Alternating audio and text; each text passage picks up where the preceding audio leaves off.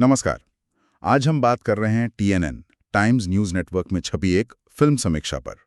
Film है तू मेरी पूरी कहानी और इसका रिव्यू आया था 26 सितंबर 2025 को। हाँ बिल्कुल। तो ये एक रोमांटिक म्यूजिकल ड्रामा जॉनर की फिल्म लग रही है। हाँ, रिव्यू तो यही कहता है। कहानी है अनिका के बारे में।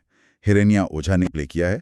वो एक असफल फिल्म मेकर तिग्मांशु धूलिया की बेटी है और वो इस साय से निकलकर स्टार बनना चाहती है।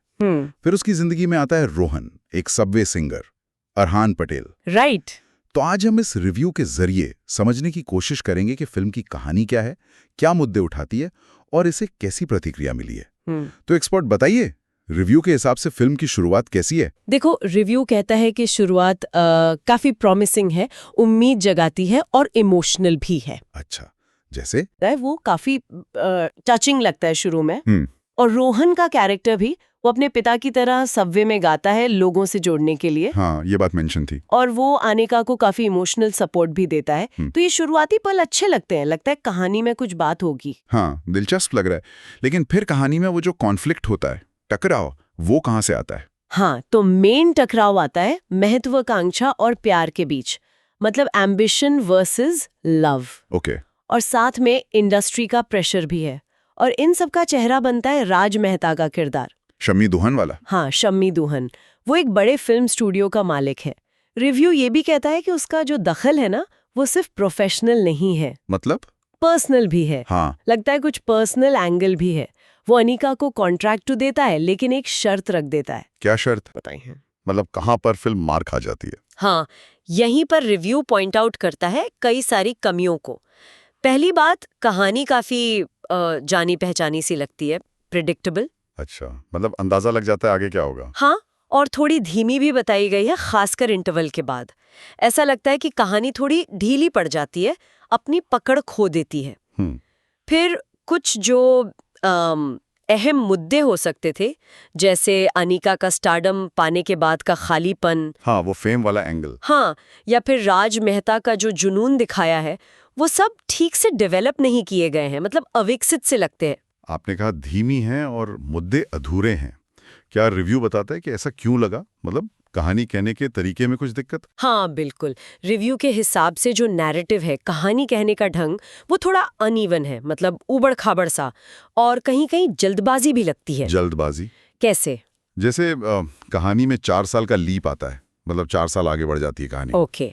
वो काफी अचानक से आता है और उसकी वजह से अनिका का स्टार बनने का सफर और उधर राज का जो कंट्रोलिंग जुनून है, उसका असर ठीक से महसूस नहीं होता, वो इम्पैक्ट कम हो जाता है। समझ गया।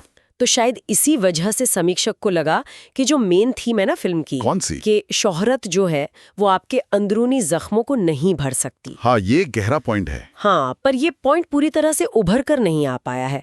दर्शक शायद अनिका की उस पूरी जर्नी से कनेक्ट नहीं कर पाते। तो कहानी कहने में दिक्कत है। अच्छा, अब परफॉर्मेंस की बात करें। एक्ट्रेस के बारे में क्या लिखा है? देखो, एक्टिंग को लेकर रिव्यू थोड़ा मिला जुला सा है। हिरण्या ओझा जो अनिका बनी है, उनके लिए लिखा है कि पहले हाफ में ठीक हैं, पर दूसरे हाफ में बेहतर करती हैं। ओके। अरहान पटेल जो रोहन बने हैं, वो सपोर्टिव लवर के रोल में ठीक ठाक है, मतलब ओके परफॉर्मेंस। और शम्मी दुहान, जिनका किरदार इतना अहम लग रहा है, उनके बारे में रिव्यू कहता है? उनके बारे में रिव्यू कहता है कि वो थोड़ा ओवर प्ले करते नजर आते हैं। मतलब शायद किरदार के जुनून को दिखाने के चक्कर में थोड़ा मेलोड्रामेटिक हो गया है। कभी कभी ऐसा हो जाता है। हाँ, लेकिन तिग्मांशु धूलिया जो अनिका के पिता बने हैं, एक फेल्ड फिल्म मेकर, उनका काम पसंद आया है रिव्यूअर को। और जूही बब्बर भी माँ के रोल में असरदार है। चलो, कुछ परफॉर्मेंसेस तो अच्छी हैं। अब म्यूजिकल ड्रामा है तो संगीत की बात तो करनी पड़ेगी। अनु मलिक का म्यूजिक है, कैसा बताया है? संगीत को सुनने लायक बताया है, मतलब बुरा नहीं है। खासकर जो टाइटल ट्रैक है तू मेरी पूरी कहानी, वो दिल को छूने वाला है, ऐसा लिखा है। अच्छा, लेकिन सारे गाने उतने यादगार नहीं बन पाए हैं। कुछ गाने शायद कहानी की धीमी रफ्तार को और धीमा कर देते हो। ये अक्सर होता है, गाने अच्छे भी हों पर प्लेसमेंट सही ना हो तो। बिल्कुल।